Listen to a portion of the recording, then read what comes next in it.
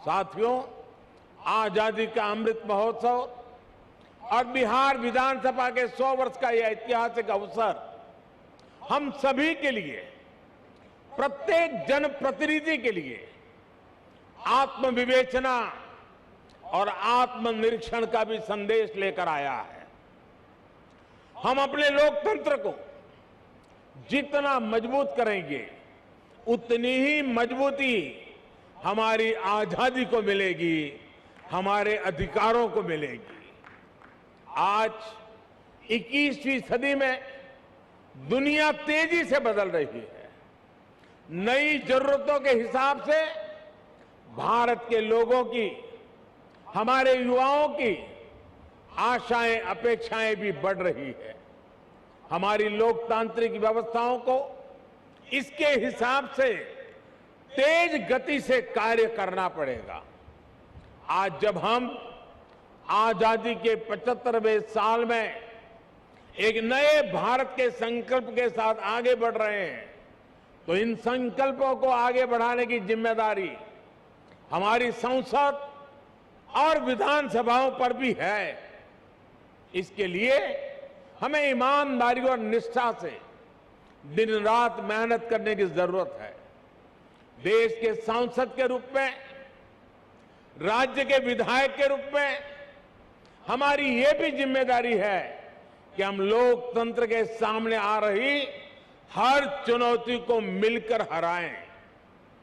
पक्ष विपक्ष के भेद से ऊपर उठकर देश के लिए, देश हित के लिए हमारी आवाज एकजुट होनी चाहिए।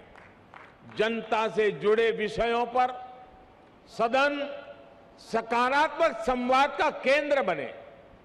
सकारात्मक कार्यों के लिए हमारी आवाज उतनी ही बुलंद दिखे, इस दिशा में भी हमें निरंतर आगे बढ़ना चाहिए।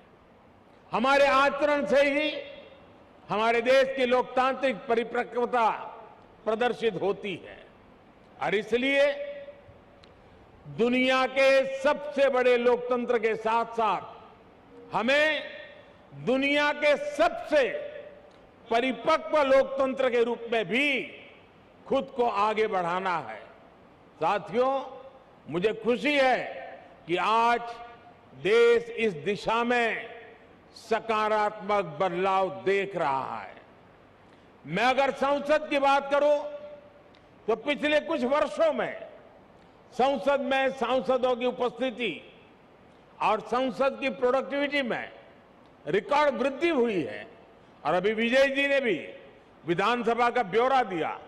सकारात्मकता, गतिशीलता, व्यापक रूप से विषयों की चर्चा, निर्णय, उसका पूरा ब्यौरा दिया। साथियों, वैसे संसद में भी पिछले बजट सत्र में भी लोकसभा की प्रोडक्टिविटी 129% थी, 129% थी। राज्यसभा में भी 99% प्रोडक्टिविटी दर्ज की गई। यानी देश लगातार नए संकल्पों पर काम कर रहा है, लोकतांत्रिक विमर्श को आगे बढ़ा रहा है। और हम सभी जानते हैं कि जब लोग ये देखते हैं कि उन्होंने जिन्हें चुनकर भेजा है वो मेहनत कर रहा है, सदन में उनकी बात गंभीरता से रख रहा है, तो उनका भी लोकतंत्र पर विश्वास और बढ़ता है। ये विश्वास बढ़ाना भी हम सबकी जिम्मेदारी है।